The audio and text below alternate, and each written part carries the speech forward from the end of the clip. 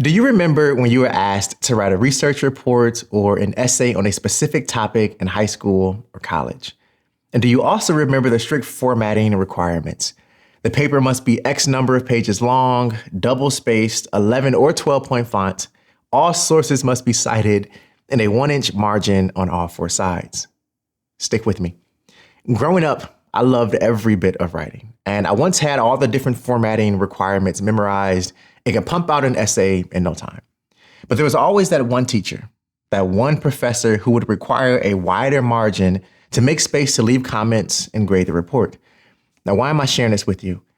On the surface, it may seem as though I'm randomly reminiscing about writing school essays, but I'm actually priming you to think differently about creating a wider margin, not on paper, but in life. Let's take a moment to define what margin means. Margin is the gap between our load and our limits. And this is easy to visualize when talking about a research report or an essay. The load is the words written or typed on a page. The limit is the width of the page itself. But this can be harder to consider when talking about life. So here's another way to think about it. Margin is the gap between rest and exhaustion. The space between breathing freely and suffocating. Margin is the opposite of overload. And if you've ever felt overloaded at some point in your life, if you are overloaded right now, you have zero margin. In the context of writing, this would make for an unreadable essay, right?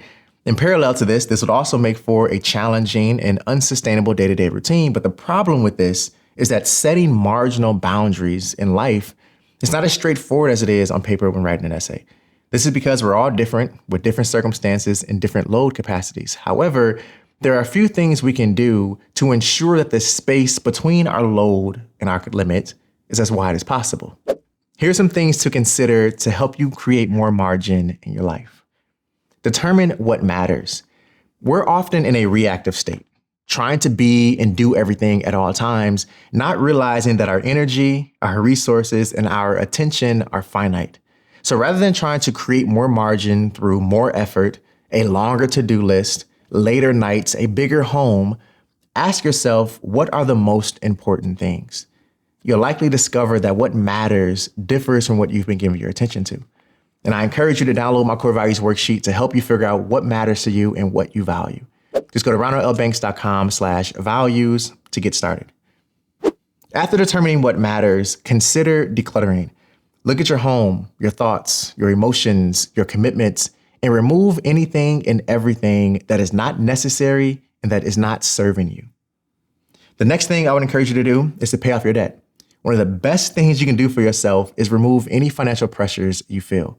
And for most people, debt repayment is at the top of that list. Automate anything that doesn't require your direct involvement. This is particularly important if you are a bit of a control freak or a perfectionist. And I have some history of being this way myself. So I would encourage you to take a look at your finances, your production process if you're a creator, the workflows you follow within your business or at your 9-to-5, and automate what you can where you can. This is important because it prevents you from stretching yourself too thin and trying to do everything and be everything and control everything yourself. And I have one more for you. Limit the time you spend with people who have a track record of only taking from you. But I don't think I have to elaborate too much more beyond that. So why does this matter? Why should we create more margin in our life? That's the unanswered question. And to that, I say this. The more margin you create, the more space you have to prioritize the things that matter, the people who matter. Additionally, if you ever find yourself in a position where you're contemplating a tough decision, having a wide margin gives you the wiggle room to take as much time as you need to ensure you make the best decision. I hope you found this helpful, and let me know down in the comments what you'd prioritize with more margin in your life. Keep growing on your journey, my friend. Keep learning, and always remember to stay true to you. See you in the next one. Peace.